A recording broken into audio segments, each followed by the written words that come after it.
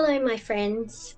My name is Fairy Belle, and I'm a book fairy. And today we're going to read a book called The Enchanted Oak Tree, written by Sarah, Duchess of York.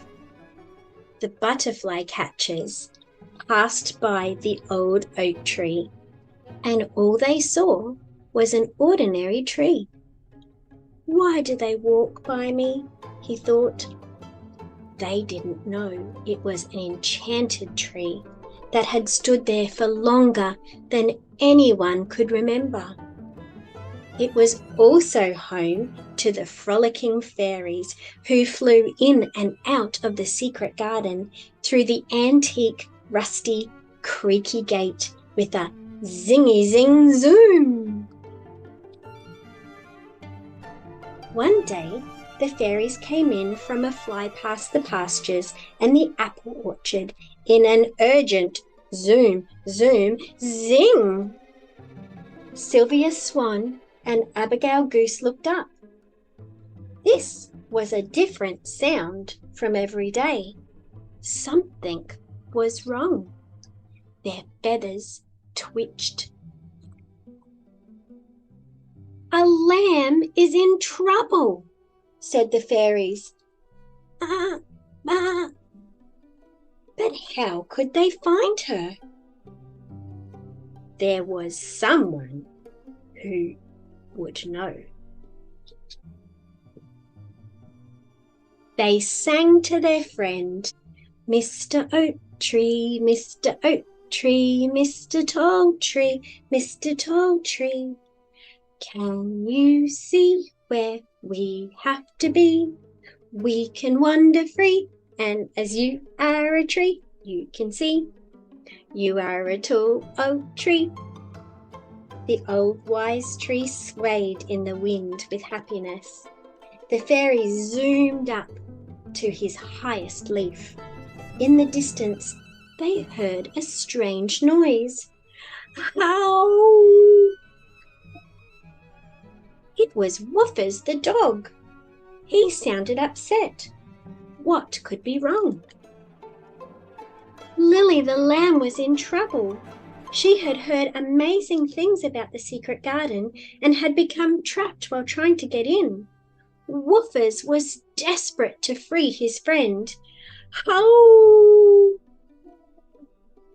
But the fairies were too small and couldn't help her. Now what? Look, over there, said one fairy. We'll ask the butterfly catchers for help.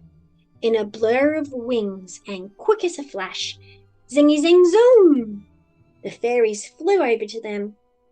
Can you please help us? But the butterfly catchers couldn't hear them. They were making far too much noise eating those big, sweet, juicy, delicious apples. Crunch, chomp, crunch, crunch, munch, chomp. Now, what could the fairies do? Bonbon, the most beautiful butterfly in the secret garden, lived in a high tree. The fairies asked, "Could you please help us?" Bonbon fluttered down, silently and gently, landing right next to the butterfly catchers. It worked. Tee-hee, follow me. Come on, or I'll be gone, she teased.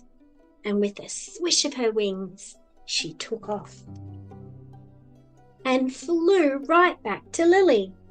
They all formed a line and tugged and pulled and pulled and tugged. But Lily was stuck tight.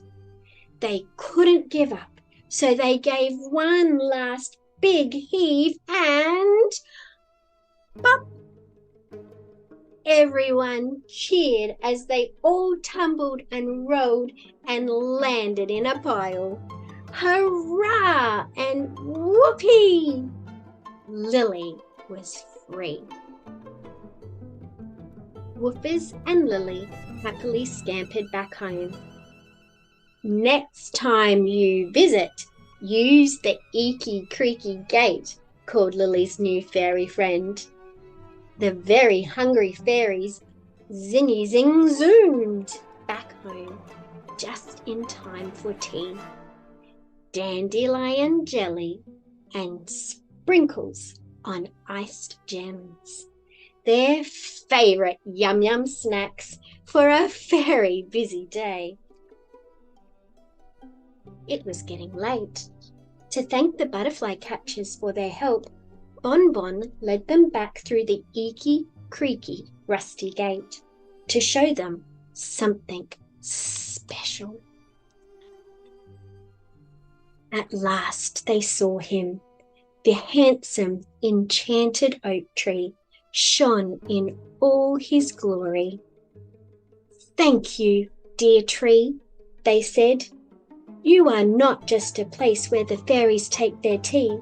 You are the secret garden's heart for all to see." This was the happiest he had felt in over 500 years. He bowed his old branches and whispered, "Good night." Calm and harmony had returned to the secret garden. The enchanted tree slept. The butterflies hid. The eeky, creaky, rusty gate was silent. Sylvia and Abigail smoothed their feathers. And the fairies? You never know where they go. They could be near, but rarely appear. Shh, listen close.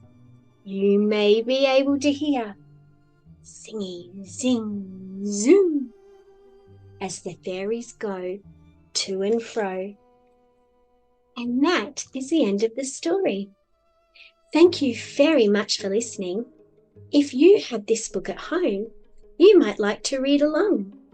Thank you very much for believing in me, and never forget that this fairy believes in you too.